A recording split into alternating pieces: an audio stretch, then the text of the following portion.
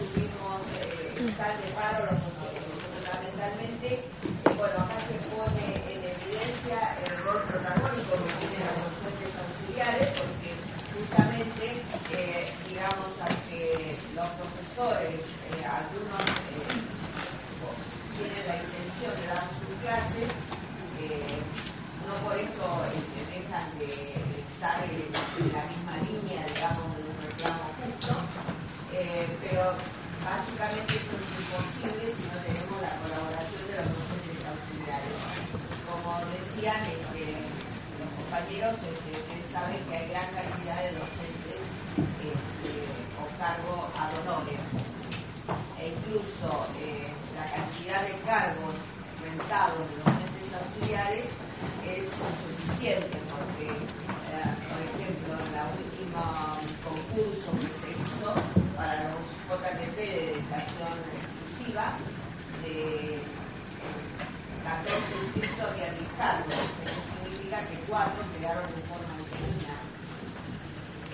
O sea que el problema es realmente grave y está en el contexto de la situación en la que está viviendo el país. Pero también acá se juega la posibilidad de, digamos, tener otra visión de la situación, y que sabemos que ustedes también ponen mucho de su parte, es un gran sacrificio pagar su pasaje, llegar hasta acá, algunos vienen desde muy lejos, y bueno, seguramente quieren concretar de la mejor manera la cursada de la materia. Nosotros, desde todo el departamento, sin alejarse de un reclamo justo, también siempre está pensando en aquello que menos nos perjudique. Hacemos lo posible. Por eso, bueno, yo he decidido en particular dar esta clase. Además, bueno, tengo un poco de injerencia en eso, siendo profesora titular del departamento. Si bien acompaño el reclamo, no puedo estar ausente, digamos, al frente de la cátedra, porque eso significaría dejarla seca, vamos a decir así. Creo que el doctor Benicola va a ser el próximo que va a dar la clase teórica de neuroquímica. No sé, él había pedido para la semana que viene, creo. No me ha confirmado si va a poder dar la semana que viene. Estoy esperando que se comunique conmigo, pero bueno, estén atentos a lo que va a salir en cartelera. Así que la otra cosa es que los docentes también acordaron que se va a tomar, se va a dar la demostración del segundo parcial, y se va a tomar la reexaminación para los que tengan 3 en la semana que viene cada uno en su turno. ¿Están enterados de eso, cierto? Bien.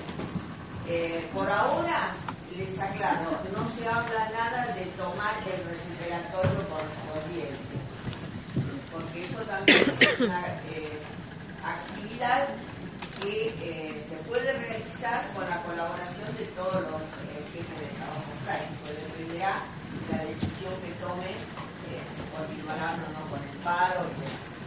Pero por ahora estamos tratando de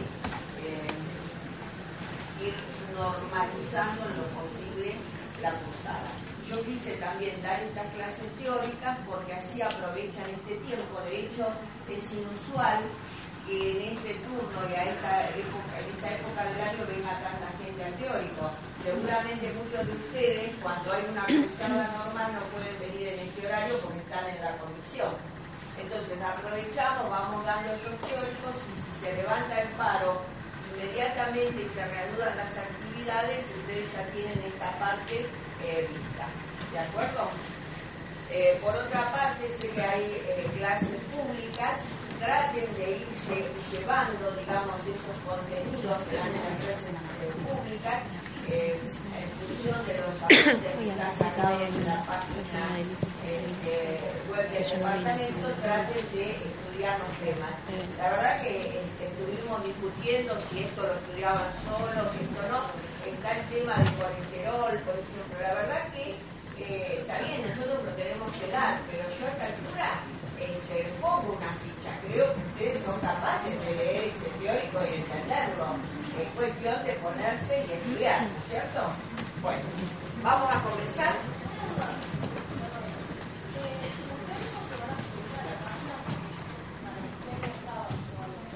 Los teóricos, no se suben contenidos teóricos de los teóricos, se suben los PowerPoint.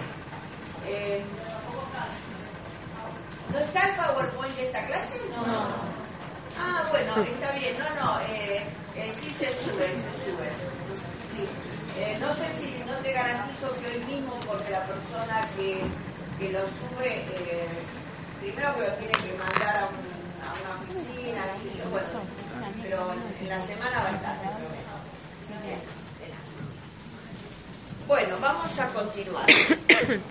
O vamos a empezar mejor. Vamos a hacer un paréntesis. ¿Cómo les fue en el segundo parcial? Bien. ¿Bien? Bueno. La clase de hoy es sobre el metabolismo de los fosfolípidos, que incluye tanto los glicerofosfolípidos, es decir, aquellos derivados del glicerol, y los esfingolípidos. Y este tipo de moléculas son importantes por muchos aspectos. Vamos a ver que se trata de moléculas amfipáticas, es decir, tienen una parte polar y una parte no polar. Y justamente la parte no polar tiene dos cadenas hidrocarbonadas, y ustedes si recuerdan cuando vimos en las primeras clases, decíamos que aquellas moléculas que tienen dos colas hidrofóbicas y una cabeza polar, en un medio acuoso, ¿cómo se ordenan? Formando bicapas. O sea, la función principal que tienen este tipo de moléculas es una función estructural. Forman parte de las membranas biológicas. Pero además de ser componentes estructurales de la membrana, participan en la activación de enzimas. Generalmente, las enzimas que son de membranas tienen actividad precisamente cuando están en un entorno fosfolipídico determinado, es decir, adoptan una conformación que les permite tener máxima actividad cuando están en un entorno de fosfolípidos determinados. Por ejemplo, yo les cuento algo, digamos, de la experiencia personal. Yo hago, por ejemplo, fosforilación de proteínas in vitro. Por ejemplo, con PKC. Si yo en un tubo de ensayo pongo la PKC, que la compro completamente purificada, le pongo el sustrato, o sea, la proteína, ATP y demás, no funciona. Lo que hay que hacer es tomar una mezcla de fosfolípidos, fosfatidilcolina, fosfatidilinositol, colocar esos componentes en la mezcla, agitar bien y ahí la enzima tiene actividad.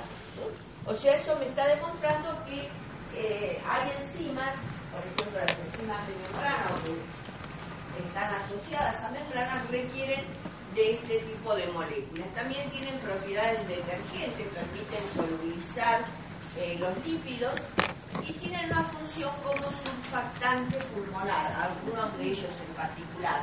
Surfactante pulmonar lo que hace es tapizar, digamos, la luz de los bronquiolos para evitar que se colapse al final de la expiración en los bronquios.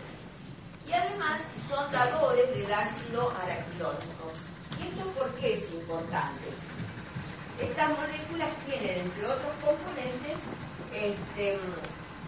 ácidos grasos. Y uno de los componentes que tiene un ácido graso muy particular es el ácido araquidónico, que tiene 20 carbonos, que tiene 4 insaturaciones. ¿Y por qué le damos relevancia al ácido araquidónico? Porque es el sustrato para la síntesis de moléculas de importancia biológica, como son las prostaglandinas y los leucotrienos. Entonces, estas son algunas de las funciones que cumplen estas moléculas. Y acá tienen en esta diapositiva, yo le he colocado el suficiente texto para que lo puedan reconocer bien, qué es el surfactante pulmonar. Lo que sucede es que ese surfactante pulmonar que les decía tiene que ver con el tapizado del bronquio y evitar el colapso al final de la expiración, esos fosfolípidos varían. Por ejemplo, la concentración de fosfatidilcolina o lecitina en el líquido amniótico va a ir variando a lo largo del periodo de gestación. Y hay no una competencia, sino que esa función surfactante la ejerce la fosfatidilcolina y la esfingomielina. Entonces, cuando la relación lecitina-esfingomielina es mayor que 2, es un índice de maduración del pulmón fetal. En realidad, esta relación se puede medir en el líquido amniótico, es decir, se toma una muestra del líquido amniótico y ahí se hace la determinación de lecitina y de esfingomielina. Se calcula cuánto vale esa relación. Si esta relación es mayor que 2, es un índice de maduración del pulmón fetal. Porque a lo largo del periodo de gestación, esa función del surfactante, como surfactante pulmonar, está dado por la lecitina y la esfingomielina, pero va variando en la concentración de uno y de otro. Y cuando esa relación es mayor que 2, el pulmón está maduro. ¿Sí?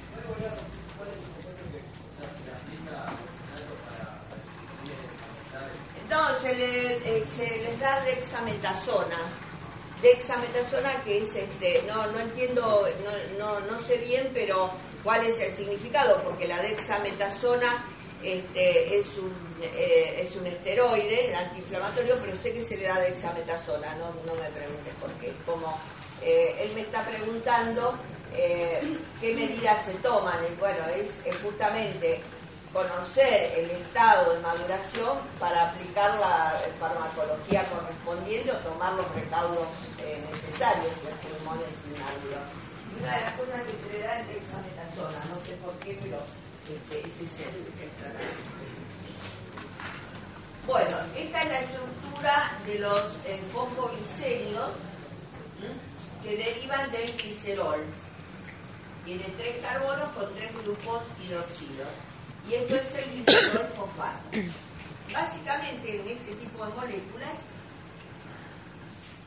lo que va a suceder es que en el caso de los glicerofosfolípidos, porque estamos hablando de derivados del glicerol, este esqueleto de 3 carbonos del glicerol se completa con 2 ácidos grasos que esterifican estas 2 hidroxilos en el carbono 1 y 2 del glicerol, y este grupo fosfato va a hacer de nexo, va a formar un puente fosfodiéster entre la parte esta del glicerol y un compuesto que tiene, digamos, cierto grado de polaridad. Este compuesto que tiene cierto grado de polaridad puede ser la colina, la etanolamina. Ahora lo vamos a ver en una tabla. Qué mal que está esto, chicos.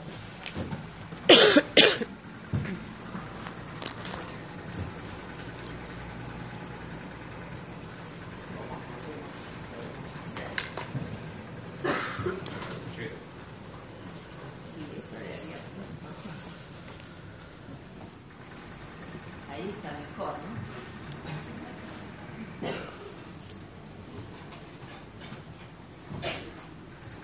En el grupo fosfato se agregaban moléculas.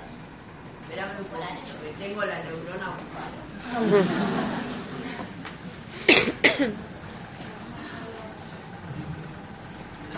Está ocupada. Bueno, ahí está mejor, ¿no? Bueno, ¿qué me decías? Discúlpame. Que en el grupo fosfato servía para que se encuentre fosfolización para moléculas polares. Exacto. Acá, este X que está acá, ahora vamos a ver qué tipo de compuestos son. ¿Sí? ¿Qué es el ácido fosfatídico? El ácido fosfatídico es cuando tenemos el glicerol esterificado con los 2 ácidos grasos y el grupo fosfato. ¿Sí? Todavía ese grupo fosfato no se unió al compuesto X que yo les dije que es lo que contribuye a la polaridad. ¿Sí? Cuando solo tenemos un ácido graso, falta uno de estos dos ácidos grasos, en lugar de ácido fosfatídico se dice ácido lisofosfatídico. ¿Sí? Bueno, entonces, ¿qué compuestos pueden ser los que forman parte de los glicerofosfolípidos? Yo estoy hablando de glicerofosfolípidos. Bueno, puede ser la colina, entonces el compuesto se llama fosfatidilcolina, también llamado lecitina. Puede ser etanolamina o fosfatidiletaanolamina, también llamado cefalina. Entonces se va a llamar fosfatidiletaanolamina o cefalina. Puede ser el inositol, en ese caso se forma fosfatidilinositol, o la serina, fosfatidilserina. Sí, y hay una mano. Entre la cefalina y la encefalina, ¿tiene alguna relación? ¿Entre esto y qué? ¿Y la lecitina? Entre las cefalinas y las encefalinas, que son inhibidores, ¿tiene alguna relación? No. Ninguna. Una cosa y otra. Sí. No entendía de dónde está la encefalina acá. Bueno, bien. Ahora veamos un poquito de la estructura de estos compuestos o cómo se sintetiza.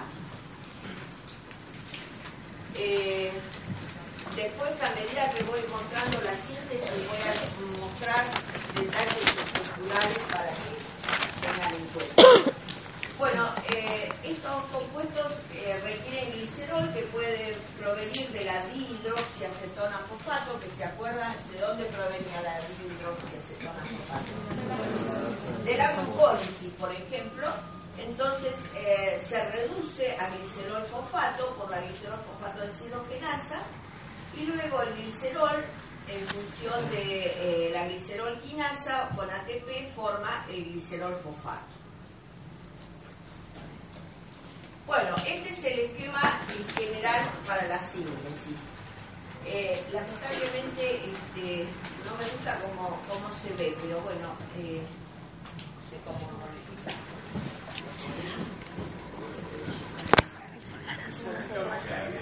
No se escucha de ahí. Tranquilidad. Tranqui. ¿Querés que le pida algo? Por favor. Después se los paso si quieres ver la onda. Tengo una pregunta. ¿Te puedo pedir si pones esto en la mesa? Así se escucha mejor.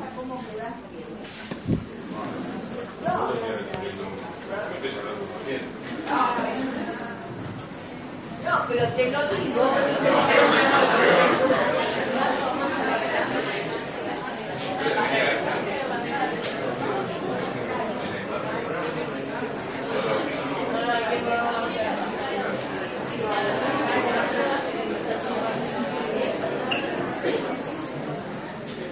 No, bueno, creo que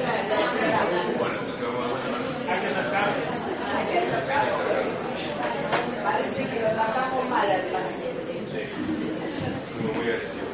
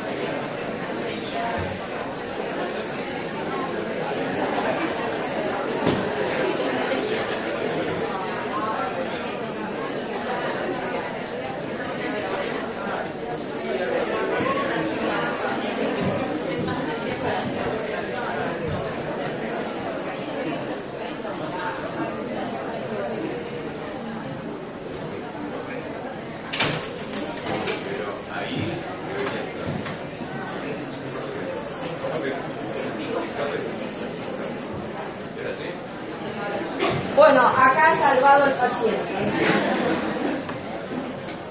Bueno, muy bien, muchísimas gracias. Bueno, entonces, para la síntesis de este tipo de compuestos se parte del glicerol fosfato, que habíamos visto cómo se sintetiza, Y luego, por una aciltransferasa, se incorpora un resto acilo al glicerol fosfato.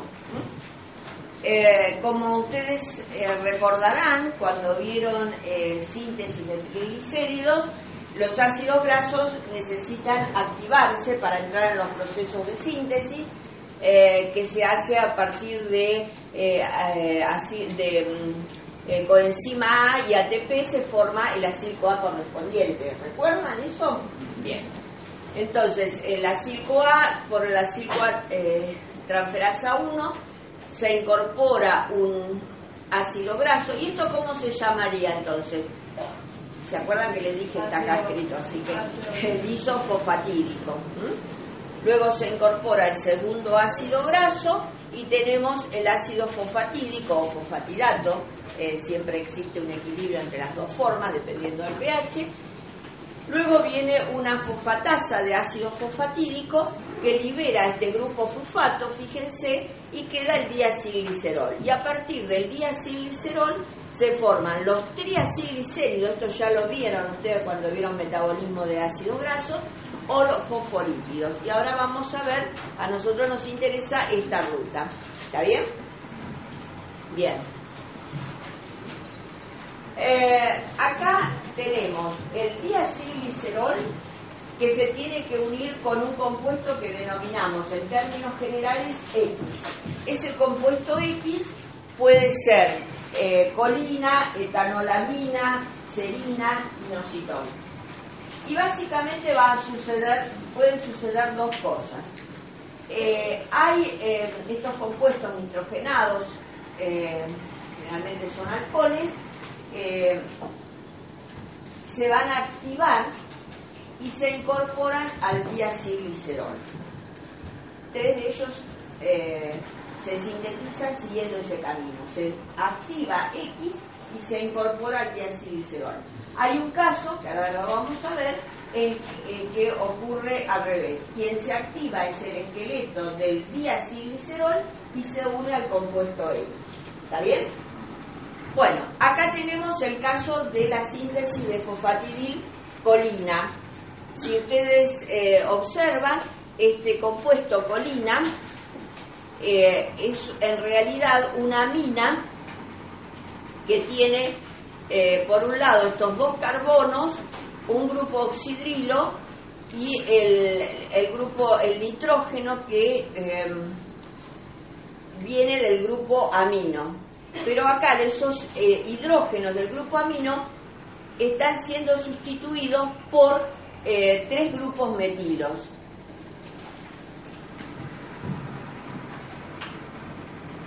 Este compuesto, que yo les escribo acá, esto es una amina, ¿sí? ¿Lo ven? Este es un compuesto que se llama amina, pero es una etanolamina. Etanol, ¿por qué? Porque tiene el grupo oxidrilo y tiene 2 carbonos. Etanolamina. Esta etanolamina suele escribirse, dependiendo del pH, una parte de estas moléculas están protonadas. ¿Por qué? Porque este nitrógeno tiene electrones libres que pueden ceder a los protones del medio y a veces esto está en esta forma, como NH3 con una carga positiva. ¿Está bien? Esto es el compuesto, vuelvo a repetir, etanolamina. La colina, lo que sucede en el compuesto llamado colina, tenemos esto, es como un derivado del compuesto etanolamina. Se reemplazan los 3 hidrógenos por 3 grupos metilos. Tiene carga positiva. ¿Está bien? Bueno, entonces, este compuesto, que es el compuesto colina, por una colina quinasa se activa, este grupo oxidrilo forma un éster con el grupo fosfórico y forma el compuesto llamado fosfocolina. Luego se va a invertir energía para activar esta molécula de manera que esa inversión significa una reacción con un nucleótido cíclico, en este caso no es ATP, no es GTP, sino que es CTP, ¿sí? Entonces, se incorpora la citidina, fosfato. ¿Citidina qué es citidina? ¿Qué será? Un nucleótido, estaría formado por citosina. Muy bien. Muy bien. Esto es citidina. Y acá tenemos la citidina fosfato. Quiere decir que se va a liberar, en este caso, cuando se incorpora el CTP, se libera pirofosfato, porque solo del CTP solo se incorpora un fosfato. Este otro fosfato es este que ya estaba, ¿se acuerdan? ¿Sí? Bueno, entonces se forma el compuesto CDP-colina, y CDP-colina ahora va a reaccionar con el diacilglicerol, se libera CMP, y lo que queda es el fosfato unido a la colina. ¿Sí? ¿Me siguieron? ¿Sí? Fíjense qué cosa extraña, vamos a decir así, porque ustedes llegaron a formar en las reacciones anteriores el ácido fosfatídico, pero ese ácido fosfatídico por una fosfatasa perdía el grupo fosfato y quedaba el diacilglicerol. Quiere decir que en este tipo de compuestos el fosfato lo va a aportar en última instancia, viene de toda esta serie de reacciones, viene de la reacción de la colina quinasa, ¿sí? Bueno, este esquema de síntesis vale para todos, excepto vale para, digamos, la síntesis de fosfatidilcolina, para la síntesis de fosfatidilethanolamina y la síntesis de fosfatidilserina. Para el inositol el camino es diferente. Quien se va a activar es el esqueleto del diacilglicerol. Recuerden siempre cómo están constituidos este tipo de moléculas. Es decir, por ejemplo, la hidrólisis de una molécula de fosfatidilcolina, la hidrólisis completa, ¿qué va a dar? 2 ácidos grasos por molécula, va a dar fosfato y va a dar colina. Es decir, eso es una forma de recordar cómo están compuestos este tipo de moléculas. Como decíamos, esta vía la sigue también la síntesis de fosfatidilethanolamina. Primero está la etapa de activación, digamos mediante reacción con ATP. Etanolamina más ATP va a dar fosfatidilethanolamina más liberación de ATP. En la segunda reacción se requiere la reacción con CTP, es otro paso de activación, da CDP-etanolamina, y luego CDP-etanolamina es lo que va a reaccionar con CDP-etanolamina, reacciona con el diacilglicerol y se forma fosfatidilethanolamina. ¿Está claro?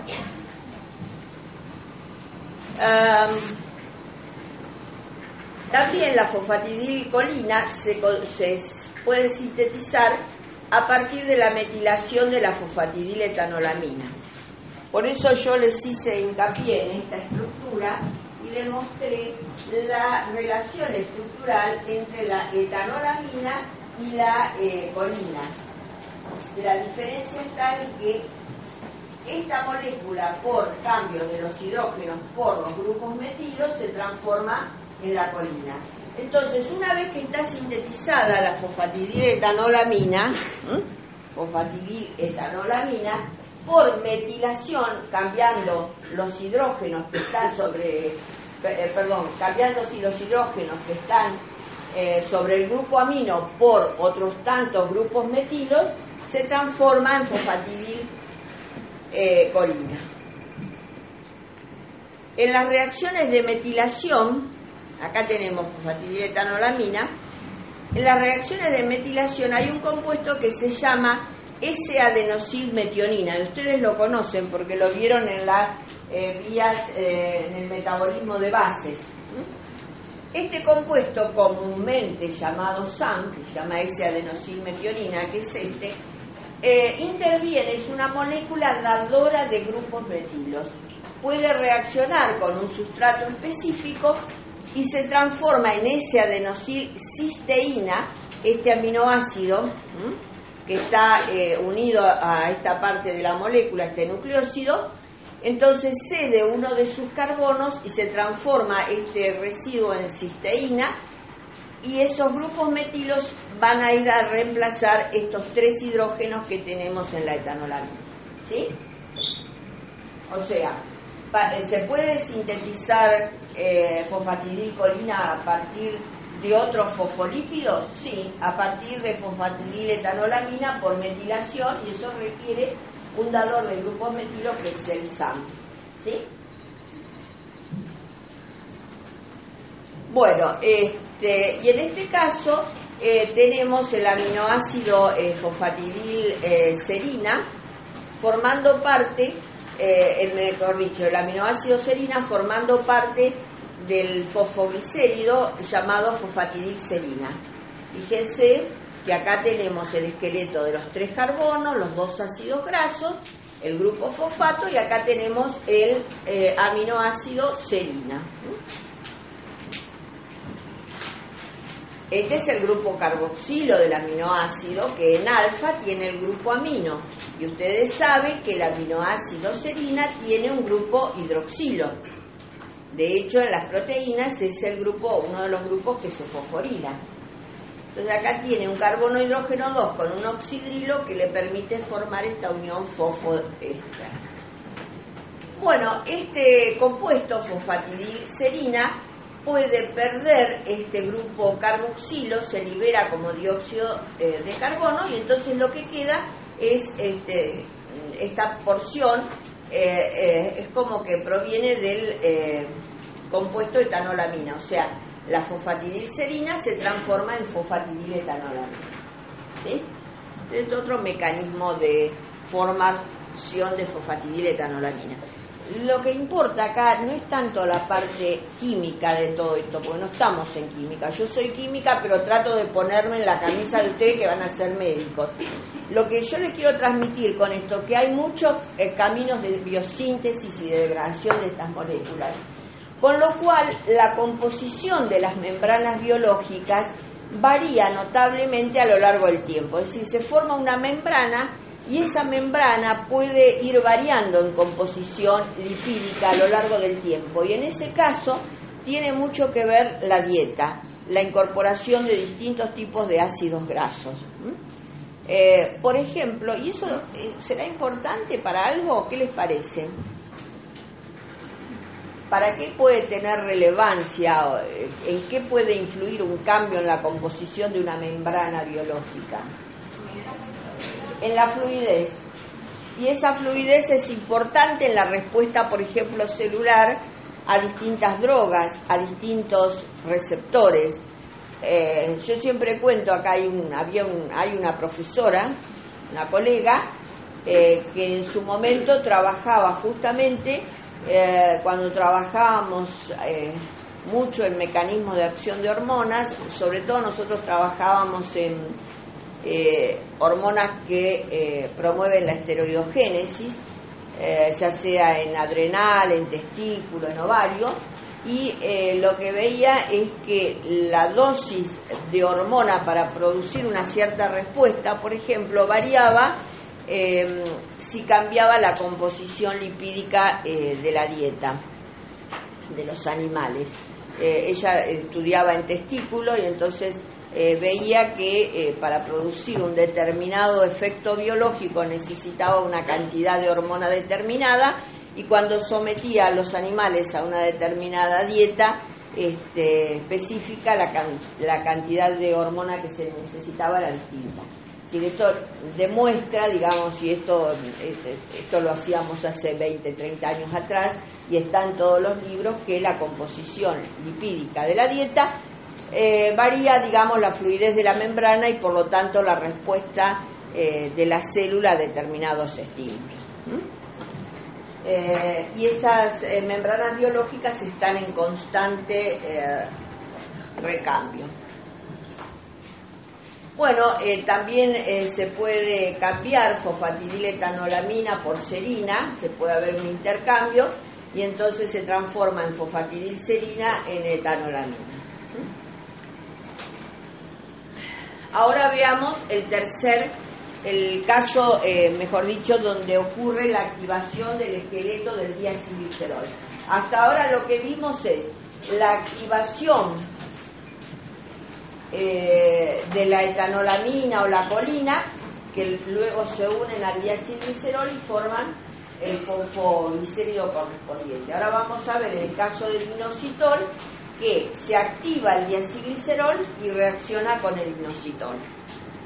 Entonces, la primera reacción es CDP, diacilglicerol más el inositol. Acá reacciona el CDP con el diacilglicerol. Ahora vamos a ver la síntesis del CDP diacilglicerol y se forma CMP más fosfatidilinositol. ¿Cómo se llega a formar CDP diacilglicerol? El ácido fosfatídico, que recuerden que era glicerol con los dos ácidos grasos, reacciona con CTP y forma CDP diacilglicerol más pirofosfato.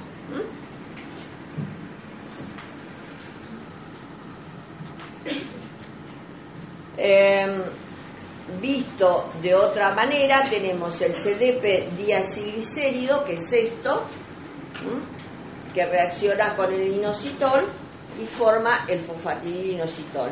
Fíjense que esta es una molécula donde la parte polar la está aportando los grupos oxidrilos que tiene el inositol.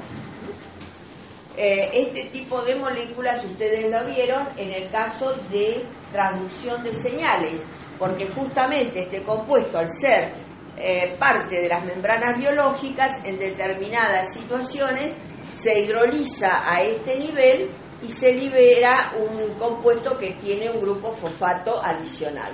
Lo que pasa que la molécula que interviene en transducción de señales tiene sobre este inositol ya dos grupos fosforilados. Por eso lo que se libera cuando esto se rompe a este nivel es inositol trifosfato. Existen distintas quinasas de inosítidos que lo que hacen es fosforilar distintas posiciones de estos oxidrilos que están presentes en el inositol. Hay todo un capítulo en cualquier libro de transducción de señales un poquito más elevado, digamos,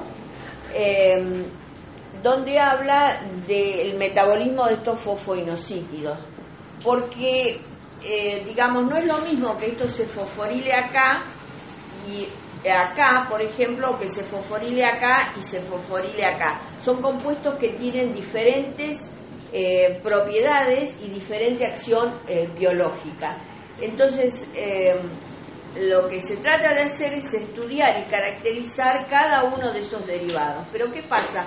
Como son moléculas muy similares, son isómeros de posición, porque si ustedes ven toda esta molécula compleja y quieren comparar una acción biológica de esta molécula que tiene un fosfato acá, o esta misma molécula que en lugar de tener el fosfato acá lo tiene acá, desde el punto de vista químico es muy difícil.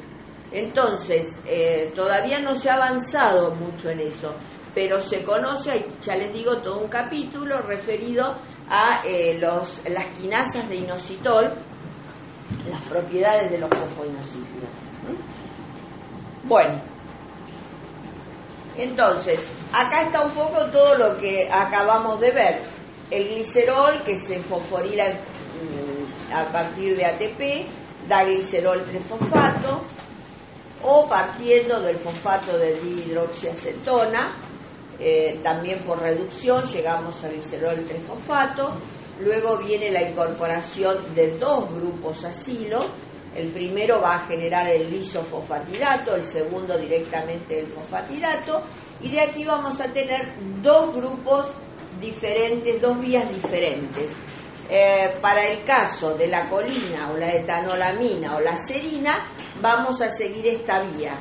Para el caso del inositol es esta. Lo que va a suceder es que se activa el ácido fosfatídico, se obtiene el CDP-diacilglicerol y esto reacciona directamente con el inositol. En esta otra vía, lo que ocurre es la colina o la etanolamina o la serina siguen una vía de activación. La primera etapa de esa activación depende de ATP, la segunda de CTP, y se genera CDP colina, CDP etanolamina, CDP serina. Y esto es lo que reacciona directamente con el diacilglicerol. Después tenemos otras reacciones, por ejemplo, de decarboxilación de la serina sobre la fosfatidilcerina, intercambios de bases y demás. Pero este es el esquema básico. ¿Está bien? ¿Sí? Chicos, pongamos de onda. No se crean que hay muchos profesores que quieren venir a dar esta teórica. Será por eso que hace como 20 años que la doy. Bueno, y todavía la damos, porque hay gente que dice, saquémosla, pero bueno, tiene su... Bueno, entonces ahora veamos, por eso los entendemos. Acá está resumido un poco las enzimas que intervienen en el catabolismo. Está la fosfolipasa A1 y la fosfolipasa A2. Esta fosfolipasa A1 lo que hace es remover el ácido graso que está en la posición 1 de este esqueleto hidrocarbonado del glicerol. La fosfolipasa A2 lo que hace es remover el ácido graso que está en la posición 2. Esta fosfolipasa A2 ha dado lugar a muchas tesis acá y aparte. La fosfolipasa A2 es una enzima, digamos que justamente actúa a nivel del carbono 2, y en ese carbono 2, el ácido araquidónico, por ejemplo, si se encuentra en una molécula de este tipo, se encuentra en la mayoría de los casos en la posición 2. Entonces, si nosotros regulamos la actividad de la fosfolipasa A2, tenemos una forma de regular la liberación de ácido araquidónico. ¿Y qué importancia tiene la liberación de ácido araquidónico? Que justamente va a ser sustrato para la síntesis de moléculas de importancia biológica. Es decir, desde el punto de vista farmacológico, la fosfolipasa A2 tiene muchísima importancia y hay muchos fármacos derivados o dirigidos, mejor dicho, a inhibir su actividad. Que ahora después vamos a ver. Bueno, y ahí me faltaba la fosfolipasa C, que no la había mostrado. La otra enzima es la fosfolipasa C. La fosfolipasa A1 remueve el ácido graso de la posición 1, fosfolipasa 2 el ácido graso de la posición 2, y la fosfolipasa C lo que hace es hidrolizar la unión éster, mejor dicho, la unión fosfoéster entre justamente el grupo fosfato y el ácido fosfatídico. Corta a este nivel. Por eso, si este compuesto X es el inositol y ya tiene 2 grupos fosfatos, entonces ahora lo que se libera es el X, por ejemplo, unido a un fosfato más. Por eso cuando la fosfolipasa C actúa sobre el 4,5 bifosfato fosfatidilinositol, lo que se libera es el inositol trifosfato. ¿Están de acuerdo? Bien. Esta fosfolipasa C tiene importancia desde el punto de vista de transducción de señales. Y ahora sí vamos a los esfingolípidos. Y los esfingolípidos, como su nombre lo indica, derivan de un alcohol que ya no es el glicerol, sino que se llama efingol. El efingol es un alcohol complejo que tiene 19 carbonos, tiene un grupo hidroxilo en el carbono 1, un grupo amino en el carbono 2, En el carbono 3 tiene otro grupo hidroxilo y luego tiene una doble ligadura, una insaturación entre el carbono 4 y el carbono 5, y en total completa, digamos, toda esta cadena hidrocarbonada. Son 12, 13, 14, 15, 16, 17, 18 carbonos. Le dije 19, ¿no? 12, 13, 14, 15, 16, 17, 18 carbonos. Perdón, me equivoqué. Con tanta inflación que le puse un carbono más. Bueno, por las dudas, creo que todo. Entonces, esta parte, ¿no?, lo que es el carbono 1, 2 y 3 del efingol, va a ser similar a lo que es similar al glicerol. Acá tenemos la estructura del glicerol. Este es el carbono 1, el carbono 2 y el carbono 3. En estos dos oxidrilos del glicerol, ¿quién se une? Los ácidos grasos. Bueno, acá lo que va a suceder es que esta molécula se va a unir a una sola molécula de ácido graso, y esa molécula de ácido graso se va a unir a este grupo amino que tiene el compuesto. Por lo tanto, si se une el ácido graso con el grupo amino, ¿qué unión se va a formar? Amida. Ay, perfecto, la verdad que está bárbaro. A una unión amida. Me están sorprendiendo, gracias. Se va a formar una unión amida. Entonces esta molécula ya va a tener dos colas hidrofóbicas, una que la aporta el mismo efingol, que es toda esta cadena, y la otra que la va a aportar el ácido graso, que se unen por una unión de tipo amida. Y justamente en esta parte, en el carbono 1 que tiene el grupo oxidrilo, se van a unir moléculas que tienen cierta polaridad, le van a conferir la parte polar a la molécula. ¿Cuáles son estas moléculas que se unen al carbono 1? En general son moléculas de hidratos de carbono, monosacáridos, disacáridos. Pero también tenemos un compuesto donde se une a un compuesto fosforilado, que ahora veamos cuál es. En la estructura, dijimos, tenemos distintos compuestos. Hay un caso donde ese carbono 1 del efingol reacciona con fosfocolina. La fosfocolina ya la vimos en la parte anterior, cómo se formaba a partir de colina, por la colina quinasa, daba fosfocolina. Y eso es lo que reacciona con esta estructura que tiene el ácido graso unido a el efingol. Cuando tenemos un ácido graso unido al efingol, hablamos de ceramida. Ceramida es el ácido graso que ya está unido al efingol, o sea, es la estructura que tiene dos colas hidrofóbicas, ya le falta todavía la cabeza polar. Cuando la ceramida se une a la fosfocolina, tenemos esfingomielina. Todos los esfingolípidos son muy importantes constituyentes, sobre todo de las membranas del sistema nervioso.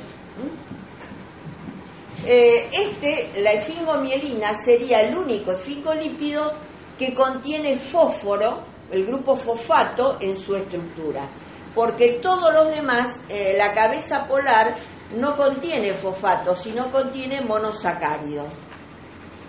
¿Cuáles son esas cabezas polares? ¿Cuáles son?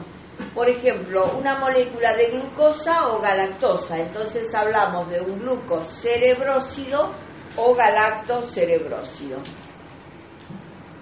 Puede ser que en lugar de uno tenga dos o más moléculas de glucosa o galactosa. Entonces hablamos de globósidos.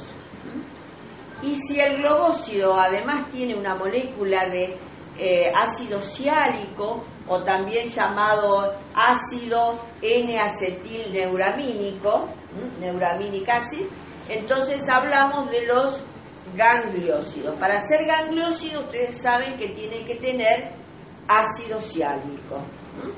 y los globósidos tienen más de dos o más moléculas de monosacáridos. En cambio, los glucocerebrósidos o galactocerebrósidos tienen solamente una molécula de monosacáridos. Los aminoácidos tienen más de una molécula de ácido de hidrato de carbono y el ácido ciálico. ¿Los cuales? Los gangliosidos. Sí, tienen varias moléculas de hidratos de carbono más ácido ciálico. Si no tiene ácido ciálico, no es gangliósido.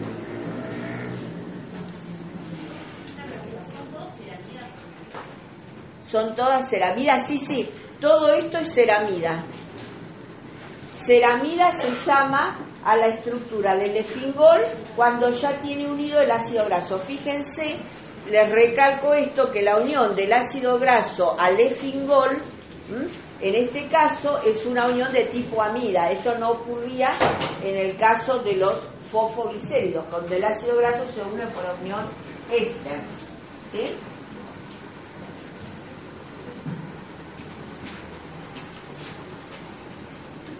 Bueno, también son componentes de membranas, de las cascadas de señalización, y además ciertos esfingolípidos tienen un efecto aparentemente sobre la proliferación celular y otros sobre la muerte celular. Este tipo de moléculas actualmente se las estudia desde el punto de vista de justamente de regular, a ver si son capaces de regular la proliferación celular o la muerte celular, lo cual estaría relacionado con el proceso de cáncer.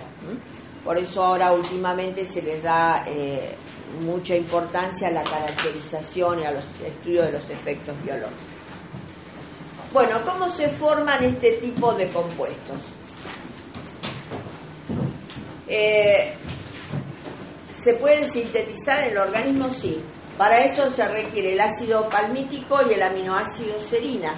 El palmitoil-CoA, o sea, el ácido palmítico activado, tenemos esta estructura, el ácido palmítico, y esto reacciona con el aminoácido L-serina, en presencia de fosfato de piridoxal, y justamente se va a unir este carbonilo que tiene el ácido, se va a unir a través de el carbono, de este carbono, del carbono 2. Entonces se libera, digamos, la coenzima A, se libera la coenzima A y se forma este compuesto.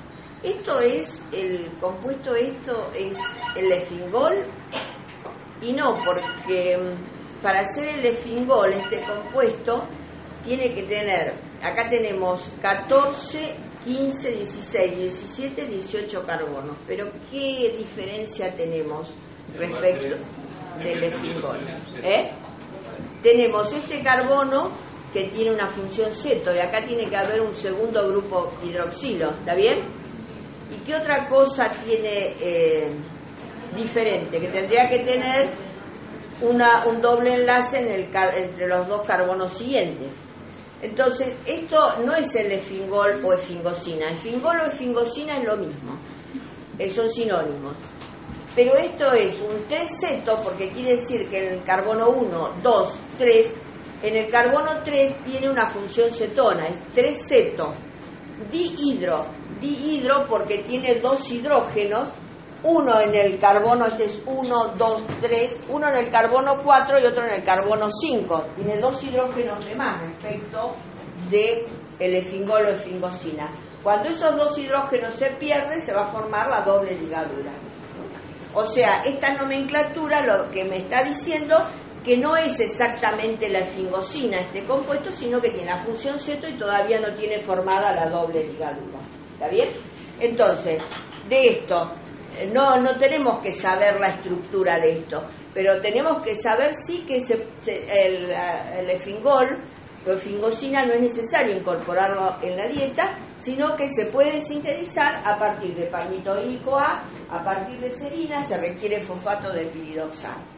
Luego, esta 3-ceto dihidroefingosina, por una reducción dependiente de NADPH, entonces se transforma, esta función ceto se transforma en función oxidrilo. Entonces ahora esto se va pareciendo cada vez más al efingol, ¿sí? ¿Qué le falta todavía? La doble ligadura. Por eso todavía no se llama efingol o efingosina, sino que se llama dihidroefingosina. Bueno, y acá viene algo, también se llama efinganina, para hacer más complicado el tema. Pero ahora cabe hacer la siguiente aclaración. Este compuesto luego puede, en gran parte, que se una, por ejemplo, a la glucosa, a la galactosa, y esa reacción puede ocurrir antes de que se establezca la doble ligadura. Con lo cual, el efingol no tiene una existencia real, porque se termina de formar cuando ya forma parte de otra molécula. Y eso en un apunte que teníamos antes lo decía, porque está sacado de los libros, pero lo malinterpretan, porque me dicen, ¿cómo? Estudiamos algo que no existe. No, lo que ocurre es que en el proceso de síntesis se transforma esto en el glucocerebrósido, galactocerebrósido, y una vez que se unió, digamos, al hidrato de carbono, ocurre la formación de la doble ligadura. No es que se termina de formar todo el efingol y después se une a la glucosa. ¿Está claro? ¿Sí? Por eso en algunos libros hacen toda la síntesis del efingol y después lo hacen, plantean la reacción con la glucosa o con la parte polar que corresponde. Y en otros libros van a encontrar que, digamos, se termina de formar el efingol una vez que ya se unió a la glucosa o la galactosa o al monosacárido que corresponde. ¿Está claro esto? Bien. No existe el efingol libre. Claro, prácticamente no existe porque se termina de formar una vez que se formó el compuesto. Bien, entonces acá tenemos todo este esquema de síntesis. Acá, por ejemplo, la dihidroefingosina o finganina se unió al ácido graso. Acá se está formando la dihidroceramida. Fíjense, no es la ceramida, sino que todavía no formó el doble enlace. Y después, por una deshidrogenación dependiente de FAD, terminamos formando la ceramida. Y esa ceramida es la que reacciona con la glucosa, la galactosa, lo que sea. ¿Está bien? Bueno, entonces en toda esta molécula tenemos toda esta porción que la aporta el efingol, el ácido graso unido por una unión amida. Yo creo que esto les va a quedar ya tantas veces que lo repetí, que el ácido graso está unido por una unión amida, y a toda esta estructura la llamamos ceramida, y la voy a simbolizar de ahora en más como R, carbono hidrógeno 2 oxidrilo, que es esta parte, que es la parte que va a reaccionar con la glucosa, con la galactosa, con la como es fosfoetanolamina para formar fosfocolina para formar efingomielina, por ejemplo. ¿Está bien? Bueno, entonces acá tenemos el esquema de síntesis de efingomielina, que como ya les dije, lo vuelvo a repetir, la efingomielina es el único esfingolípido que contiene fósforo. Después todos los otros esfingolípidos tienen moléculas de monosacáridos en su parte, en su cabeza polar. ¿Sí? Bueno, esto es la ceramida, que reacciona con CDP-colina. No voy a repetir cómo se forma CDP-colina, ustedes ya lo vieron al principio. Esto reacciona con la ceramida, se libera CMP y da el compuesto efingomielina. En la efingomielina tenemos la ceramida, el grupo fosfato y luego la colina. Por eso es una ceramida fosfocolina. ¿Sí? Es simple, nada más que como todas las cosas requiere mirarlo un poquito, ¿no? Y acá tenemos los distintos esfingolípidos neutros, y llamamos neutros porque estos no tienen una carga neta. Por ejemplo, la esfingomielina, como tiene la colina, y la colina tiene 3 grupos metilos sobre el nitrógeno, tiene un nitrógeno cuaternario con carga positiva, ¿sí? Por eso tiene una cabeza polar con carga positiva. En cambio, todos los demás, los que tienen monosacáridos en la estructura, en la cabeza polar, se los llama neutros porque no tienen carga neta. Entonces tenemos los cerebrósidos, que va a ser por ejemplo un glucocerebrósido, glucosilceramida o galactosilceramida, y los globósidos. Si el globósido tiene ácido ciálico, hablamos particularmente de los gangliósidos. A su vez, de los galactocerebrósidos, como es puede haber algún otro derivado, como vamos a ver ahora. Los sulfátidos, que van a tener un grupo sulfato sobre la galactosa. Eso lo vamos a ver a continuación. Bueno, para la síntesis de estas moléculas, lo que se requiere es la glucosa o la galactosa, que va a reaccionar directamente con la ceramida. Por lo tanto, esa galactosa o glucosa está activada y se activa como se activa la glucosa para la síntesis de glucógeno. ¿Se acuerdan? El UDP que reacciona con la glucosa y da UDP glucosa, o por ejemplo en otra reacción similar se obtiene UDP galactosa. Entonces esto que reacciona con la ceramida da el glucocerebrósido. O puede ser gluco o galactocerebrósido. Creo que pasé de más y pasé la de la galactocerebrósido, que es lo mismo. El galactocerebrósido, a su vez, puede incorporar un grupo sulfato. Y ese grupo sulfato lo aporta un compuesto que se llama fosfoadenosil fosfosulfato. Fosfosulfátido. Es esta estructura, el llamado PAPS, es esta estructura, y este grupo fosfato es el que se libera, este grupo sulfátido es el que se libera para formar el sulfato del galactocerebrósido. Bien. Ceramida, entonces podemos formar a partir de la ceramida los cerebrósidos, o ya sea galacto o glucocerebrósidos, o podemos formar la esfingomielina. Para esfingomielina se necesita de la base colina, que va a entrar en el proceso de síntesis en forma activada como CDP-colina. Luego esa ceramida también da gangliósidos. Para la síntesis de gangliósido tiene que incorporar glucosa, galactosa y N-acetil galactosamina.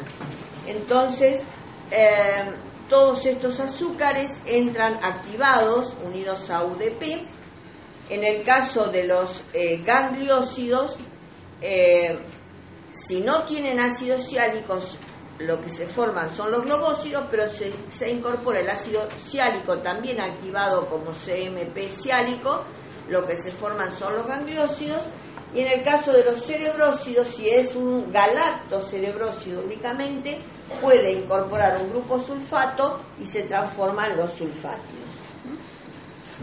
Entonces, para que tengan un panorama más o menos, a mí me interesa que sepan que de este tipo de moléculas derivan del esfingol, que tienen monosacáridos en la cabeza polar, excepto la esfingomielina, que esa ceramida se puede sintetizar en el organismo a partir de palmítico, a partir del aminoácido serina, y que los monosacáridos van a incorporarse en la síntesis en forma activada a partir de una reacción con el UTP, que va a generar UDP glucosa o UDP galactosa. Bueno, sí.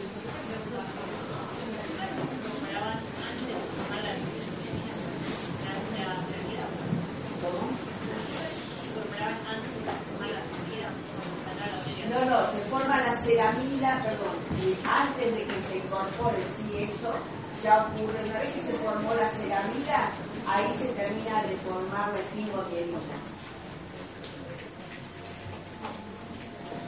Yo cuando hablé en general dije, cuando vos tenés el proceso de síntesis, recién cuando termina todo el proceso de síntesis, termina de formarse lo que es la esfingomielina, que ya está metido en otra estructura. Es precisamente en qué paso se incorpora una vez que se formó la ceramida. Lo mostré en un esquema. ¿Te lo muestro? No, te lo muestro. Te veo que estás.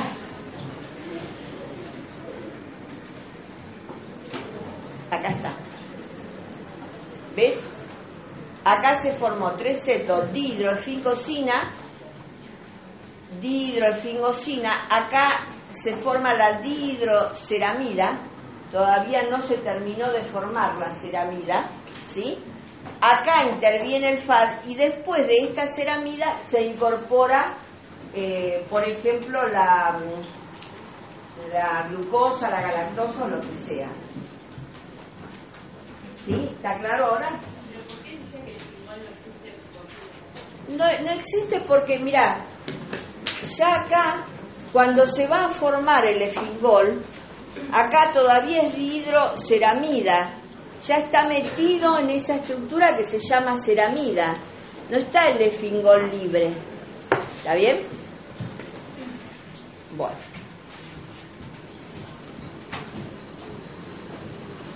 ¿No? Bueno. Y ahora viene el catabolismo de todas estas moléculas. Obviamente el catabolismo de estas moléculas es bastante complejo. Intervienen una serie de enzimas que están presentes en los lisosomas de las células y, existen enzimas que son específicas para cada tipo de unión. No es lo mismo una unión entre una glucosa, por ejemplo, y la ceramida, o la unión entre 2 glucosas en un gangliósido, por ejemplo. Entonces, la cantidad de enzimas que pueden participar son numerosas. Y se ha observado que hay algunas patologías que cursan con un aumento, una acumulación de este tipo de moléculas, por ejemplo, en el hígado, en el vaso, en el sistema nervioso, pero no porque esté alterada la síntesis, sino por un déficit en el catabolismo. ¿Y por qué está alterado el catabolismo? Porque por una falla genética la enzima tiene baja actividad o directamente actividad nula. Y entonces, en algunas de estas patologías, algunas son más severas, generalmente los niños afectados en algunos casos, hasta lo que yo sé, como que es difícil, digamos, que alcancen una madurez neurológica apropiada, generalmente puede sobrevenir la muerte en una etapa temprana, pero por suerte son enfermedades poco frecuentes. Por ejemplo, miren todas las patologías asociadas, por ejemplo la enfermedad de Gaucher. En la enfermedad de Gaucher lo que falta es una glucocerebrosidasa que va a actuar a partir de glucoceramida. Para formar ceramida no se puede liberar esta glucosa y entonces en la enfermedad de Gaucher lo que se tiene en cuenta es cuál es el esfingolípido que está acumulado en el hígado, en el vaso, y a partir de eso se puede inferir acerca de la enzima. No obstante eso, actualmente cuando se sospecha de una patología de este tipo, hoy en día tenemos otros recursos como son aquellos que, desde el punto de vista diagnóstico, que son los que aporta la biología molecular. Simplemente a partir de una muestra de ADN que podemos sacar de una muestra de sangre, como estas enzimas están clonadas, se conoce la secuencia, a través de primer específico se puede levantar, como decimos, ese fragmento de ADN que codifica para esa enzima, secuenciarlo, ver si está la secuencia correcta o si está alterada, y entonces es el mejor diagnóstico.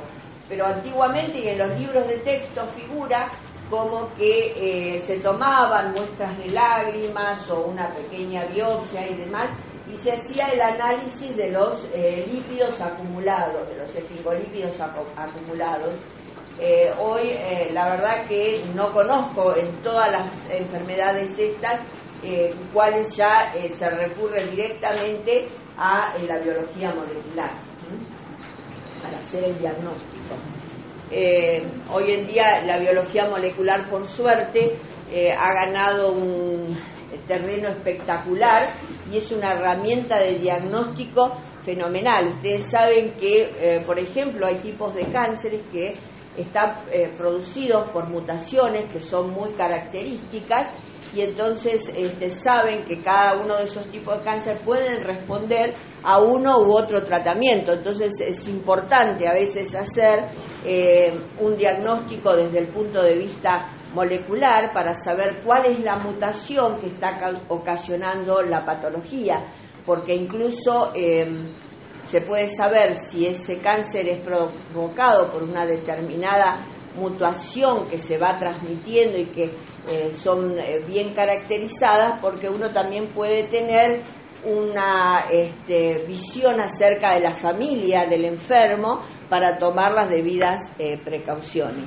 O sea, todo el avance en biología molecular, digamos, se ha vivido en los últimos años de la bioquímica. Digo en los últimos años, desde que yo entré acá, que entré en el Paleolítico inferior, más o menos, pero desde esa época hasta ahora, digamos, se pasó desde el diagnóstico bioquímico, analizando muestras y desde el punto de vista bioquímico, hasta actualmente, que es fundamentalmente diagnóstico molecular. Así que ustedes se van a enfrentar con esa posibilidad de diagnosticar en función del aporte de la biología molecular. Bueno, de todas estas enfermedades yo se los nombro, y lo que les quiero decir es que es imposible que se les tome los nombres, no tiene ningún sentido de esto. Pero si yo les hablo de enfermedad de Niemann-Pick, de enfermedad de Gaucher, de Tay-Sachs, les pregunto qué es, no me vayan a decir que es una enfermedad relacionada con la síntesis de, por ejemplo, de fosfatidilcerina, ¿sí?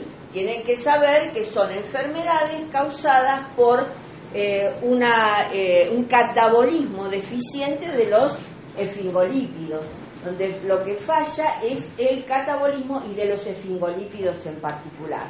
Y eso hace que se acumule el sustrato de la enzima faltante.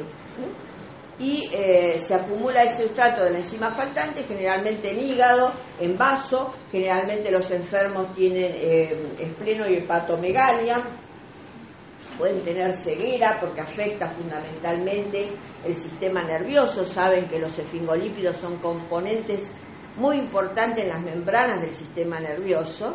Entonces, déficit mental, hay varias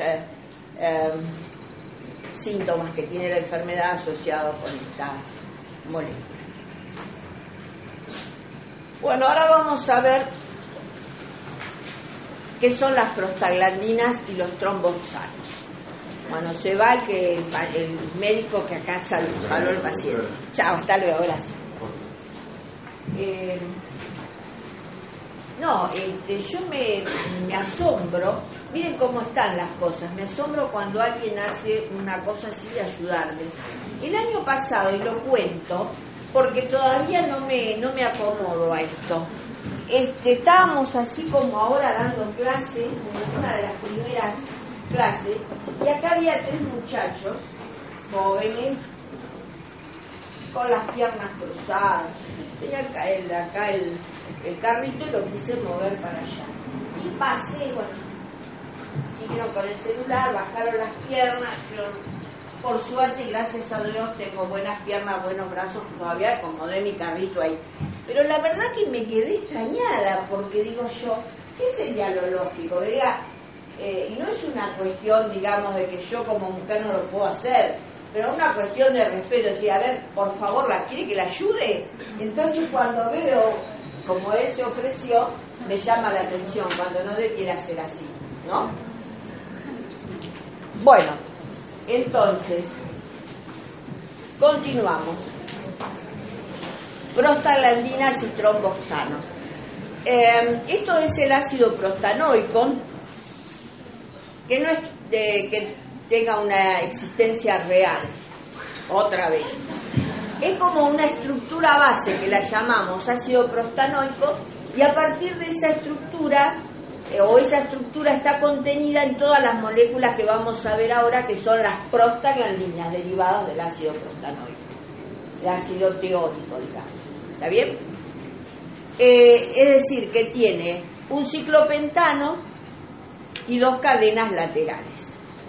¿Sí? Bien. Bueno, acá tenemos las funciones.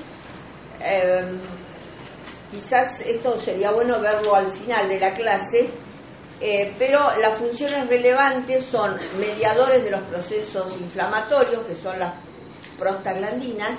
Vamos a ver que tienen que ver con la agregación plaquetaria también. Esto lo vamos a ver al final del tema. Y estas prostaglandinas, sobre todo las prostaglandinas,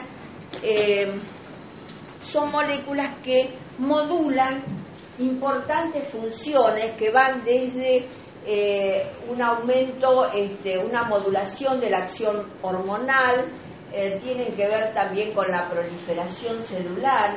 Por eso también últimamente se le ha dado bastante importancia a las prostaglandinas, porque como tiene que ver con la proliferación, digamos, ustedes saben que ahora en investigación el tema estrella, y con justa razón, es la investigación del cáncer a nivel molecular. ¿Cuáles son las causas que hacen que se produzca la proliferación descontrolada? Tanto la proliferación y como resisten a la apoptosis esas células. Entonces, bueno, tienen que ver con la proliferación, con la secreción de ácido clorhídrico a nivel estomacal, la modulación de acción de hormonas, tiene que ver con la relajación de la musculatura lisa en algunos casos. Y lo que es importante es que este tipo de moléculas, las prostaglandinas, que ahora vamos a ver, actúan a través de receptores. Entonces, por eso una determinada prostaglandina puede tener una acción a nivel de un tejido, pero no tener acción a nivel de otro, porque eso está supeditado a la presencia de receptores específicos en el tejido correspondiente. El tejido blanco obviamente tiene sus receptores para ese tipo de moléculas. Y esta es la fórmula que tienen que saber de las prostaglandinas. Como les decía, tienen una estructura derivada del ácido prostanoico, y tenemos prostaglandinas, por ejemplo, del grupo A, del grupo E y del grupo F. Por ejemplo, ¿qué tiene una prostaglandina del grupo A? Tiene que tener, por ejemplo, en el carbono 9 una función ceto y una doble ligadura entre el 10 y el 11. Si comparamos la estructura de la prostaglandina A1 y la prostaglandina A2, las dos prostaglandinas, como son de la serie A, tienen la función ceto y la doble ligadura. La de tipo A1 tiene una doble ligadura en la cadena lateral, en una de las cadenas laterales. La prostaglandina A2 tiene 2 dobles ligaduras, es decir, el número de la prostaglandina indica cuántas insaturaciones hay en la cadena, en las cadenas laterales. Y la letra que identifica a la prostaglandina tiene que ver con los sustituyentes que tiene en el ciclopentano. ¿Está bien? Por ejemplo, la prostaglandina E1 y la prostaglandina E2, por ser del grupo E, tienen una función ceto y un grupo hidroxilo, una función hidroxilo en el carbono 11. En las dos prostaglandinas E tenemos el mismo sustituyente en el ciclo pentano.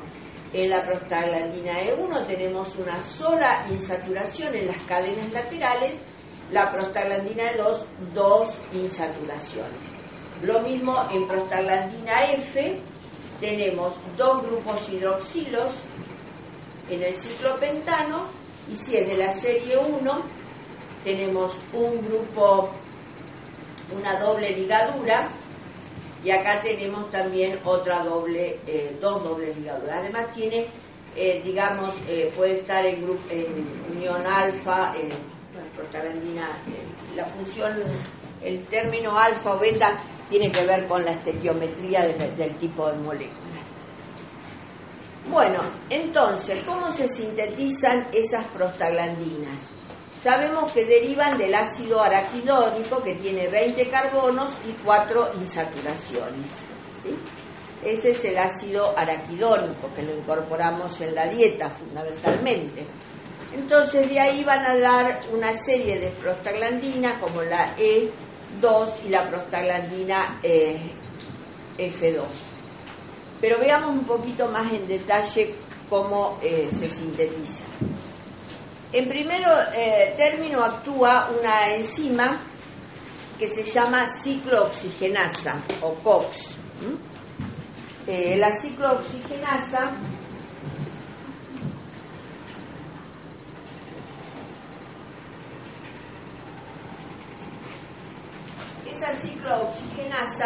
forma parte de un compuesto que es el compuesto de la prostaglandina sintetasa, es decir, el complejo prostaglandina sintetasa está formada por varias subunidades con diferente actividad. La ciclooxigenasa lo que toma como sustrato es al ácido araquidónico y va a producir el ciclopentano que caracteriza a las prostaglandinas. Forma este ciclopentano, por eso se llama ciclooxigenasa. Oxigenasa, porque a su vez, cuando se produce el ciclo, además está unido ese ciclo a un grupo peróxido. Peróxido es cuando tenemos 2 átomos de oxígeno unidos entre sí con una valencia libre cada átomo de oxígeno. Es la estructura base del peróxido de hidrógeno, por ejemplo, el agua oxigenada. Eso es un peróxido. Bueno, esta ciclooxigenasa entonces rinde o produce, cataliza la formación de la prostaglandina G2. Esta prostaglandina G2, que además tiene, no solamente se forma se une a un peróxido acá, sino que la síntesis también genera un hidroperóxido en esta posición. Acá también hay un hidroperóxido. Un peróxido que tiene hidrógeno, por eso lo llamo hidroperóxido, ¿sí?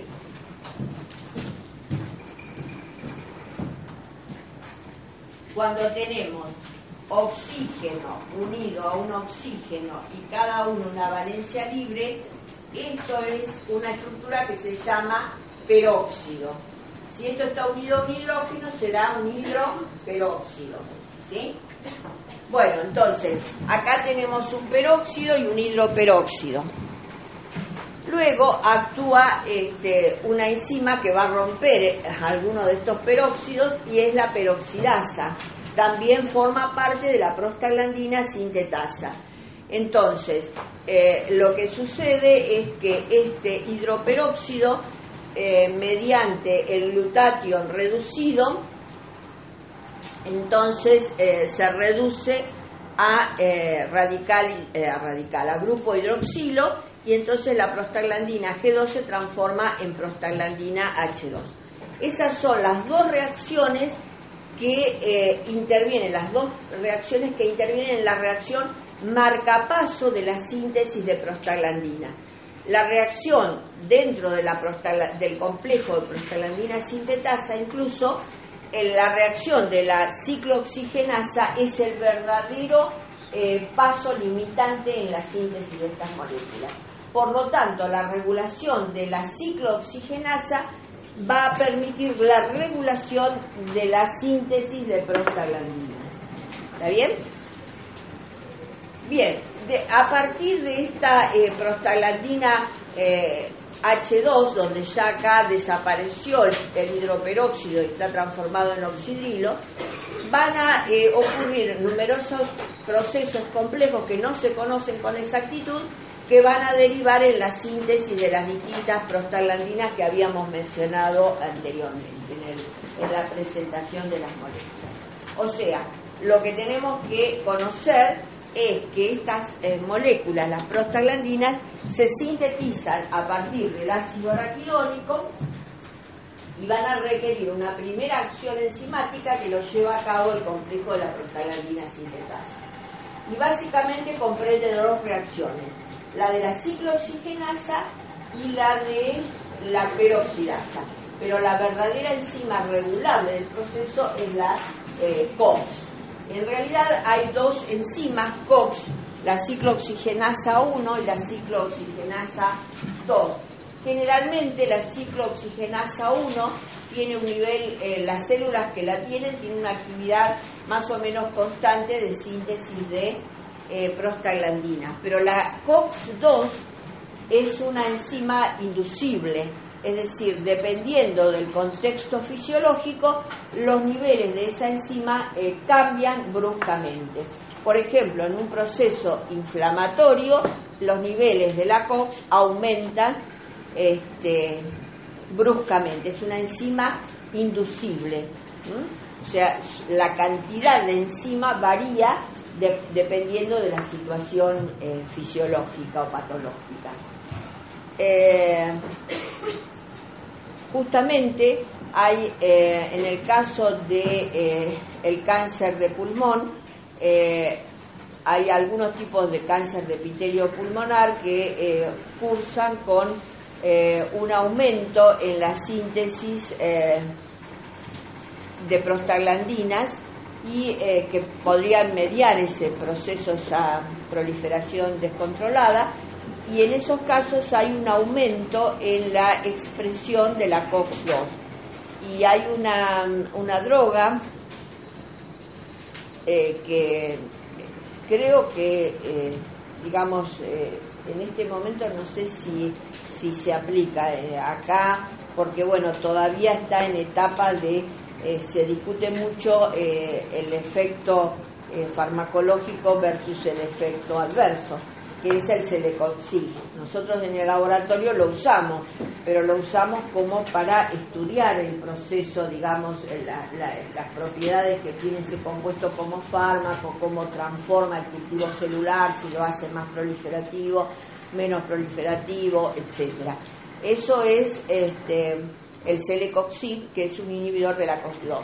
Entonces, yo voy a esto porque quiero inculcarles que cuando nosotros damos cosas de bioquímica que a ustedes como futuros médicos puede que no les interese, porque dicen, yo vengo a una clase que no me interesa una clase de química pura, pero esto está relacionado, tratamos de enfocarlos con cosas que a ustedes sí les debe interesar, porque ustedes tienen que saber tal droga hacia dónde apunta, cuál es su blanco, por qué conviene o no conviene inhibir ese proceso bioquímico. ¿De acuerdo? No sé si los convenzo, pero... bueno, entonces vimos cómo se sintetizaban este tipo de moléculas y lo que es importante que... estas prostaglandinas tienen que ver fundamentalmente con los procesos inflamatorios. Cuando se produce una inflamación, se produce una gran síntesis de prostaglandinas, que son los que causan la inflamación, el edema, el enrojecimiento y en última instancia el dolor asociado a esa inflamación. Entonces lo que hay que frenar es la síntesis de prostaglandinas. ¿Y cómo podemos inhibir la síntesis de prostaglandina? Hay dos mecanismos, digamos, desde el punto de vista bioquímico. ¿se acuerdan que les dije que el ácido araquidónico está contenido fundamentalmente en la posición 2 de los fosfoglicéridos? ¿Sí? Ya a esta altura no nos acordamos, ¿no? En el fosfoglicérido, que tiene glicerol, tiene el ácido graso, el segundo ácido graso, después tiene el fosfo, colina, etanolamina, lo que sea, lo primero que vimos en la clase. Y dijimos que ese tipo de moléculas se catabolizan por fosfolipasa A1, fosfolipasa A2 y fosfolipasa C. La fosfolipasa A2 hidroliza la unión éster que está en el carbono 2 del glicerol, ¿sí? ¿Y qué importancia tiene? Porque generalmente el araquidónico está contenido en esa posición, ¿sí? La fosfolipasa 1 no tiene nada que ver porque yo lo hidrolizo y lo que libera son cualquier ácido graso, pero no araquidónico. El araquidónico es otra cosa que es interesante de esto. La cantidad de ácido araquidónico libre que está en la célula es tremendamente baja. El araquidónico está formando parte de algún tipo de compuesto. Por ejemplo, de las como es de los fosfoglicéridos.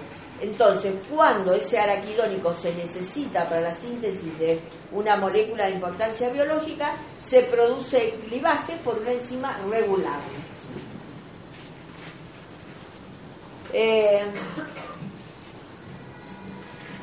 Hablando de todo esto, recuerdo la etapa de mi tesis. Yo trabajé en la purificación de una enzima que produce la liberación de ácido araquidónico, que no es la fosfolipasa 2, es otra enzima, es una tioesterasa que libera ácido araquidónico. Y yo lo estudié en el contexto de cuando una hormona, en el caso que yo estudié es la ACTH, que actúa sobre la adrenal. Cuando actúa sobre la adrenal produce la liberación de ácido araquidónico y lo produce a partir de una tioesterasa, que es la que yo purifiqué en el transcurso de la tesis. Después siempre se siguió trabajando en el tema del metabolismo de araquidónico. Mi director de tesis fue el doctor Podestá y él después siguió trabajando en ese tema, pero ahora está focalizado en otra enzima que también tiene que ver con los niveles de araquidónico libre, que es una tioesterasa de ácido araquidónico, una 5A tioesterasa de ácido araquidónico, que también regula los niveles de araquidónico libre y que está muy involucrada en la carcinogénesis, específicamente en el cáncer, en algunos tipos de cáncer de mama y en algunos tipos de cáncer de colon. De ahí se derivó un laboratorio que trabajaba en el mecanismo de acción de hormonas, básicamente de endocrinología a oncología. Bueno, los fosfolípidos, el araquidónico y prostaglandina. Debo decir que cuando presentaba en los congresos una enzima que libera araquidónico, me decían: ¿y estás segura que no es la fosfolipasa 2? Y no, por esto, tenía que defenderlo siempre, porque lo que era muy conocido es la fosfolipasa 2 como liberadora de araquidónico, pero no siempre. Hay muchas enzimas que están regulando el araquidónico que se incorpora en la célula por síntesis, por dieta, por ejemplo, se almacena en un compuesto determinado. Y luego ese compuesto va a tener una enzima que lo degrada. Entonces, esas dos enzimas, la que lo sintetiza el compuesto a partir de araquidónico, como que lo hidroliza para generar araquidónico libre, esas dos enzimas actúan en forma concertada para regular los niveles de araquidónico libre, que ya les digo, son bajísimos, tienen una existencia efímera.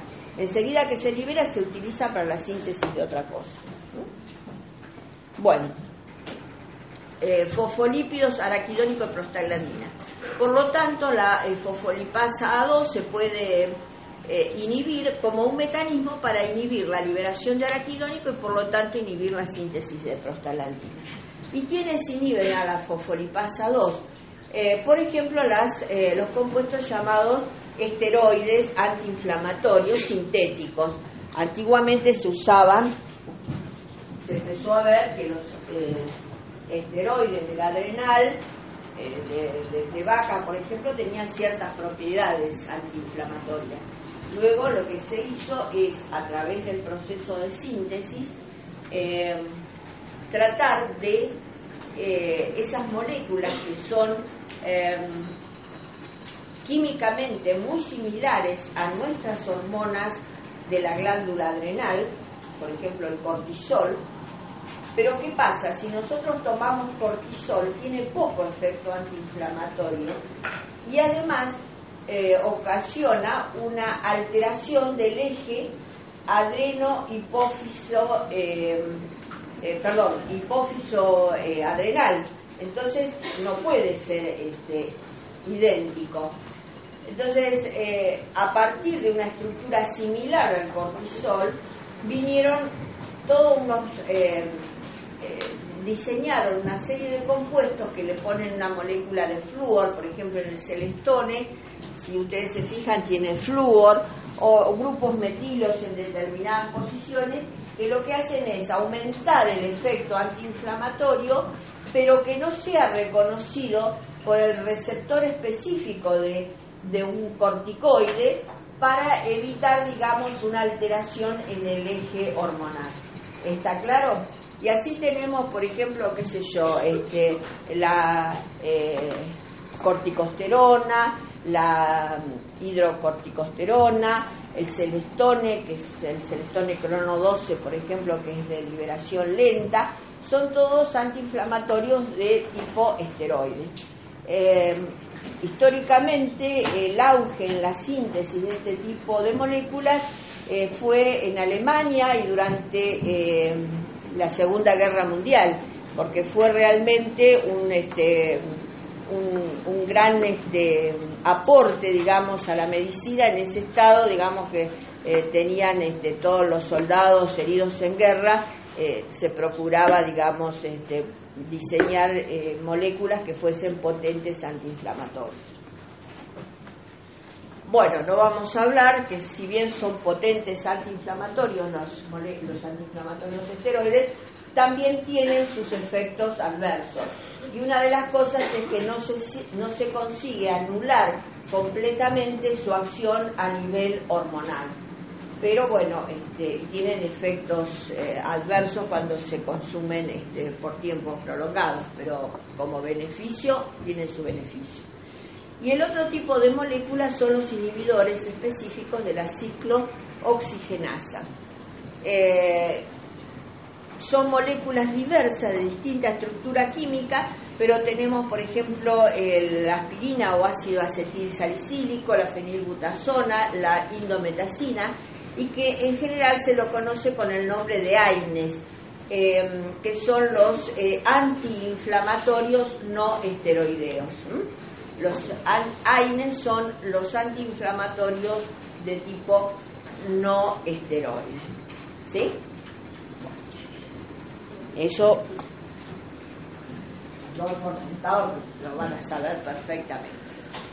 Bueno, como les decía, este tipo de moléculas tienen que ver, acá está el mencionado, la COX-1 y la COX-2, y se están estudiando muchísimo estos compuestos porque podrían tener acción, no se conoce con exactitud, pero sobre la proliferación celular. Por ejemplo, en algunos tipos de cáncer, por ejemplo el cáncer de colon, por ejemplo, hay artículos científicos que lo avalan, que dice que, por ejemplo, el consumo habitual de aspirina puede reducir el cáncer de colon, por ejemplo. Por eso se está estudiando mucho, y acá, por ejemplo, les menciono lo del celecoxib como inhibidor de la COX-2. Lo que pasa que es muy difícil todavía poder llegar a una conclusión acerca de, para decir, bueno, esta prostaglandina lo que hace es inhibir la proliferación celular, porque las distintas prostaglandinas tienen estructuras complejas muy similares. Entonces, resulta difícil saber si es este compuesto, es este otro, y si tiene o no efecto. Para eso los estudios se parten de estudios in vitro, donde uno puede tener un cultivo celular y estimularlo, por ejemplo, con la prostaglandina la 1, la 2, la 3, la 4, la 5, y ver cómo se comporta el cultivo con cada una de esas prostaglandinas y sacar una conclusión. Y después ver si eso se traduce también en una acción en el animal entero. Y debido a que estas prostaglandinas son muy difíciles de purificar, es difícil también de ver si tienen receptores en un determinado tejido, no están caracterizados, entonces todavía no se ha avanzado mucho, pero se tienen indicios de que pueden modular tanto la angiogénesis, que es importante para el desarrollo tumoral, el desarrollo de vasos sanguíneos, pueden modular la proliferación celular y pueden modular también la apoptosis. Por eso se les da muchísima importancia. Una pregunta de curiosidad. ¿Por qué los inhibidores de la APOC2 están contraindicados para personas que toman antihipertensivos?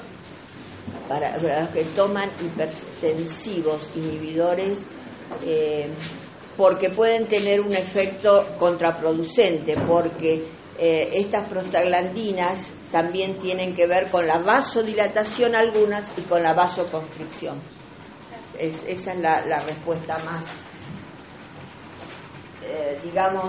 que más generalizada a tu pregunta. No sé si específicamente hay una diferencia. Bueno, luego vamos a la síntesis de tromboxanos, que como su nombre lo indica, tienen la particularidad de fomentar la formación de trombos y fomentan la agregación plaquetaria. Estos tromboxanos se sintetizan a partir de la prostaglandina G2 por una tromboxano sintetasa y se forma el tromboxano A2 y el B2. Y esto se produce en las membranas de las plaquetas y favorece la agregación plaquetaria. De ahí que cuando, por ejemplo, uno va a viajar, algunos médicos dicen, tómate una aspirina 2 o 3 días antes. ¿Por qué? Porque el estar sentado mucho tiempo puede favorecer la formación de trombos por este mecanismo y puede acarrear un problema circulatorio severo. Entonces, tomando la aspirina se inhibe la síntesis de tromboxanos. Bueno, y entonces acá hay, una competencia. Acá actúan los AINES y esto da a partir de la ingesta de un AINES y evita la síntesis de prostaglandina y por lo tanto de tromboxanos. Pero resulta que estas moléculas, por un lado, el tromboxano es un potente agregador plaquetario, entonces hay que cortar la síntesis. Pero a nivel de los vasos sanguíneos, las prostaglandinas inhiben la agregación plaquetaria y causan vasodilatación, lo cual eso es beneficioso. Pero esto otro, la síntesis del tromboxano facilita la formación del trombo. Entonces lo que hay que hacer es, ingerir el AINE para evitar, llegar a la formación del tromboxano y entonces evitar la formación de trombos. Por otro lado, en las plaquetas que son anucleadas no tienen la capacidad de reponer actividad enzimática una vez que se inhibe la actividad enzimática. Por lo tanto, un efecto de la aspirina se mantiene durante toda la vida de la plaqueta, de 4 a 7 días. Porque uno puede decir, bueno, pero si está inhibida la enzima, la célula puede sintetizar más enzima y evitar saltar ese paso de inhibición. Pero en las plaquetas, como no tienen núcleo, no tienen nada de ADN, no tienen nada de ARN, no pueden reponer la enzima inhibida. Bueno, ya se los dije que es un agregante plaquetario, y a su vez, ya lo vi, estoy mandando al revés.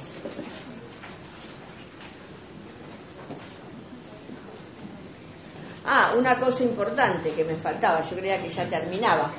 El ácido araquidónico puede metabolizarse por la vía de la ciclooxigenasa, que es lo que acabamos de ver, que da la prostaglandina, pero también, para complicar la cosa, por la vía de la lipoxigenasa.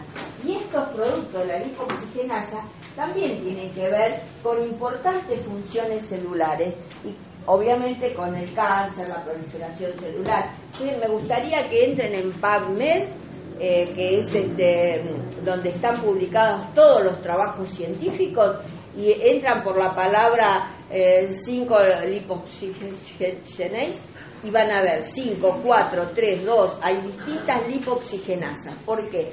Porque la lipoxigenasa lo que hace es agregar un oxígeno a la molécula de ácido araquidónico formando un hidroperóxido. Pero este hidroperóxido se puede formar en distintas partes, se puede agregar en distintas partes de este esqueleto hidrocarbonado. Por eso está la 12-lipoxigenasa, la 3-lipoxigenasa, la 5-lipoxigenasa, etcétera, etcétera. Entonces es muy difícil poder estudiar este tipo de moléculas. Y no les aclaro en nuestro país, porque uno está en un laboratorio de Estados Unidos y dice, bueno, no sé, tengo dudas si la que está actuando es la 3-lipoxigenasa, la 5 o la 12. Entonces, ¿qué le dice el jefe? Bueno, comprar los 3, probar los 3 y decidir. Acá, ¿qué hacemos? Y no sé quién puede tener un poquito de 3-lipoxigenasa que me dé y pruebo la 3. Que la 3 no tiene nada que ver a lo mejor, pero es lo que tiene el vecino de al lado. Es decir, trabajamos lamentablemente en condiciones muy diferentes, pero no obstante eso publicamos en la misma revista con mayor o menor frecuencia que los que publican desde otro lado, así que no está todo perdido. Muchos egresados como ustedes. Bueno, el araquidónico entonces por las lipoxigenasas incorpora un hidroperóxido y da la 5 lipoxigenasa, 12 lipoxigenasa, 3 lipoxigenasa, dependiendo de dónde se incorpora el hidroperóxido. Estos compuestos intermedios son el 12-HPT, 5-HPT, que son hidroperoxiecosa tetraenoico, los compuestos estos que se forman acá, que dependen de dónde se ubica el hidroperóxido, entonces hay distintas lipoxigenasas. Y a su vez, a partir de estos HPT, se forman los leucotrienos y los 5-ET, que son también compuestos de importancia biológica. Pero lo que es fundamental es que el araquidónico, una de las vías por las cuales se metaboliza el ácido araquidónico es la vía de las lipoxigenasas. No lo olvidemos. Además de la ciclooxigenasa está la vía de la lipoxigenasa, que en la vía de la lipoxigenasa tenemos la formación de los leucotrienos o los compuestos estos llamados 12 hidroperoxiecosa tetraenoico, 12, 5 o 15, dependiendo de la posición de los mismos. ¿Los leucotrienos que nada más de los 5? No, de los otros compuestos también se generan, no exactamente los leucotrienos que vamos a ver acá, pero son unas moléculas similares. Bueno, entre estos, este es el 5-HPT, que va a dar leucotrieno B4 y leucotrieno E4, D4, es decir, una serie de compuestos. Y estos leucotrienos, primero, los inhibidores de las 5-lipoxigenasas inhiben la síntesis de leucotrienos. Esto se lo di porque tiene importancia biológica. El Xileuton, que es una droga que se da para el asma, bloquea la síntesis de los leucotrienos por este mecanismo. ¿Por qué? Porque este compuesto, los leucotrienos, tienen que ver, se liberan en los procesos asmáticos, generalmente a nivel de los bronquios, producen inflamación, aumentan la permeabilidad y generan edema a nivel bronquial, por ejemplo. Entonces, por eso las drogas para el asma están dirigidas a bloquear la síntesis de leucotrienos. Eso también, por eso también en un proceso asmático también se puede dar dexametasona, por ejemplo. La dexametasona lo que es un antiinflamatorio sintético, entonces bloquea, de tipo esteroide, bloquea la liberación de ácido araquidónico, pero ya en una etapa final de la síntesis lo que está actuando es una droga más específica a nivel de la síntesis de la 5-lipoxigenasa, a nivel de la acción de la 5-lipoxigenasa. ¿Está bien? Entonces, por lo menos van a saber que el araquidónico se metaboliza por dos vías fundamentales, la vía de la ciclooxigenasa y de la lipoxigenasa, y tienen que saber qué productos se obtienen a partir de cada una de las dos vías. ¿Está bien? Bueno, listo.